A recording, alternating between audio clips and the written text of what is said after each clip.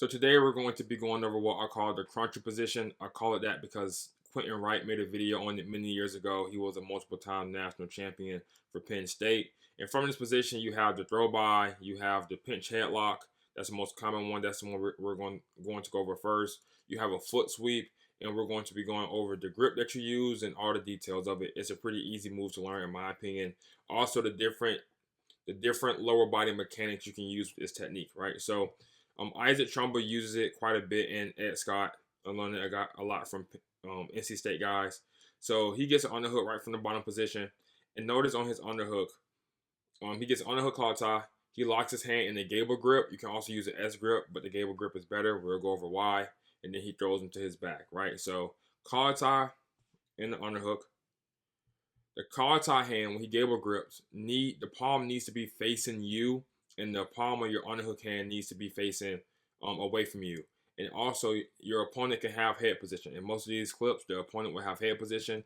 So when you get an underhook guard, you do not have to worry about getting head position to do this technique, or most techniques, right?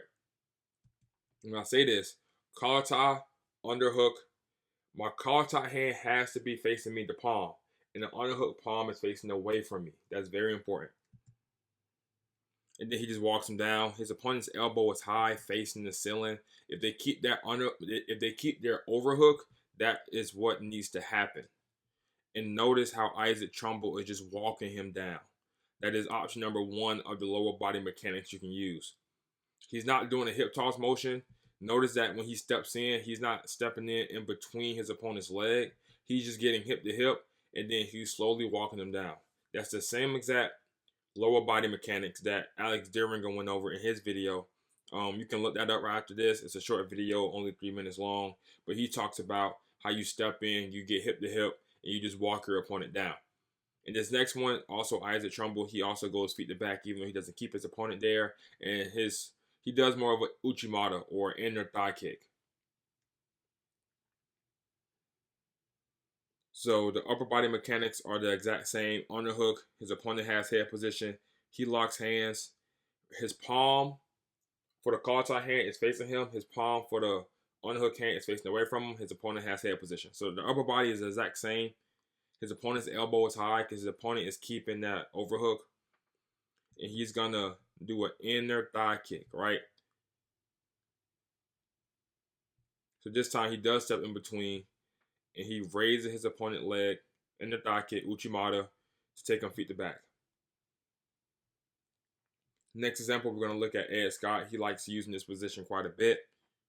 On this one, he's going to do a basic, when you step through and pivot, like a hip toss motion.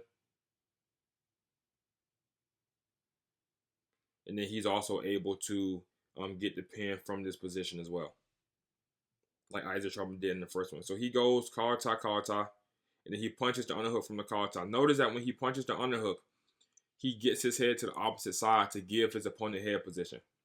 Then he's going to lock hands. This one's going to look a little bit differently because the opponent is going to lose the overhook. They're not going to keep the overhook. So his elbow isn't facing the ceiling because he doesn't even have the overhook anymore.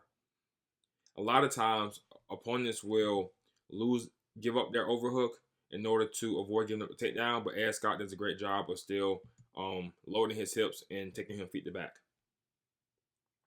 This example here against Denton Spencer. I believe this is Denton Spencer. I've made multiple videos about him and his half Nelson, power half Nelson. One of the best powerhouse I've ever seen. Let me start it over. So underhook, locks his hands. This one he does more of a butterfly grip, so he's even deeper than the gable grip. But gable grip is just fine. Notice how Denton Spencer's elbow is facing the ceiling because he keeps his overhook.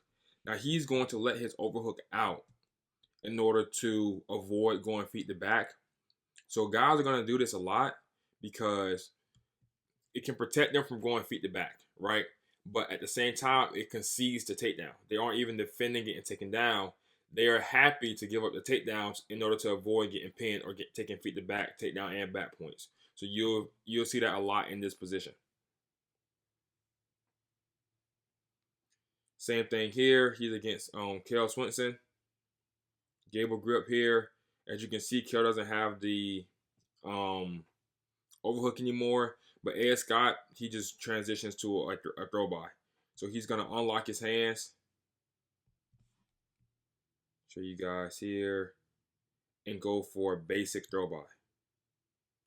Doesn't go for any type of pinch headlock position. He just transitions to the throw by, and then finishes the takedown that way. Next, we're going to look at the foot sweep from this position. Before we continue with the rest of the video, I wanted to quickly plug Earn Your Gold Academy, the #1 tool in the world for learning and teaching wrestling. Whether you're a parent, coach, or athlete yourself, right now you get access to all 10 of my courses, plus access to the Earn Your Gold community where I have exclusive posts and videos.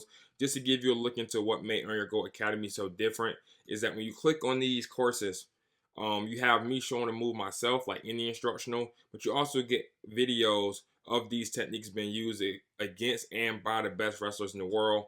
Also, underneath each section, you can always leave comments, questions, just in case you want anybody can answer, not just me.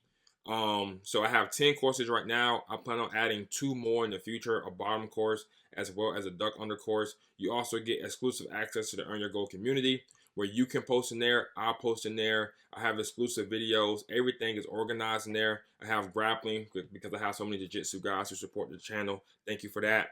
I'm gonna have exclusive videos. Let's say you want to learn more about top wrestling. I have tags as well to keep everything nicely organized. You can see every single post I've made about top wrestling. So I hope you guys check that out. It's a one-time payment of $100. No monthly fee, no yearly subscription. I know you guys will enjoy it, and let's get back to the rest of the video. So he's on top. The guy gets up. He instantly punches the underhook, gives him head position. Now, a lot of these positions you need to be patient with. He loses this position and then goes back to it after the fact, right? So a lot of times you won't get it first time. Don't force anything. Look at how low his elbow is. His opponent is crunching down right now. Crunching down on that underhook. So he doesn't have the position. So he's going to take the underhook out, punch it again, and then notice how he switches his head once again. When he punches the underhook, he punches it, and notice how he's cutting his elbow too. I'm sorry. That's what I meant to focus on. A lot of you guys try to punch straight up with your underhook. That's not going to work against good guys. You look at guys like Hassan Yazdani. When he punches his underhook, you have to cut that elbow in to get underneath that collar tie. The main reason a lot of people do not punch the underhook against the collar tie, which is the most common position that you need to punch it from, is because they do not realize that you need to cut your elbow in order to get the collar tie. He then switches his head. The grip is exactly where it needs to be. Collar tie hand facing him, underhook hand, palm facing away from him. His opponent has head position, but his opponent is going to block him from stepping in between his legs. That's what his opponent is doing, is blocking. Besides forcing it and getting in back position, Ed Scott just goes for a foot sweep, and he's still able to go feet to back. Not only does he go feet to back, but he actually gets the pin here. So keep that in mind, guys. Like, it's a feet to back move. People are going to defend against it. People are not going to just let you take them feet to back because they don't want to lose the match, right? The other wrestler is allowed to defend your techniques, but there's always other options as well. So it's a great position to be in. Now, you guys are probably saying, I've seen this from the S grip. The S grip is okay. The only thing about the S grip is, in my experience, you're less likely to go feet to back. So S grip, his opponent still has head position. With the S grip, I found it easier for your opponent to just kind of release their overhook and concede the takedown. So it's still a great position and a great grip in order to get a takedown. But I believe you're less likely to go feet to back based on what I've seen. Also, with the S grip, it's harder to keep your elbows pinched, and you may be able to give up a takedown like here. Against Jake Keating, you got Casto. He's going to lift that elbow and kind of duck underneath or shoot underneath.